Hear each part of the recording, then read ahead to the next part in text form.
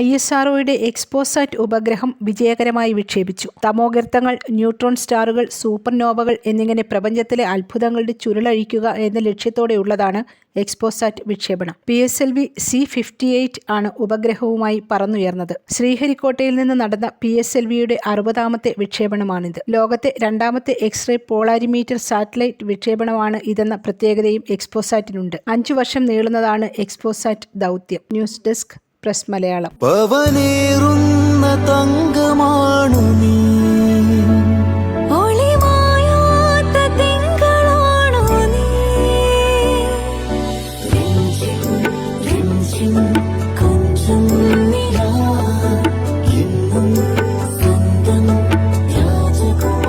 Be a Rajakumari. Rajakumari Gold and Diamonds. The trust of Travancore. Rajakumari.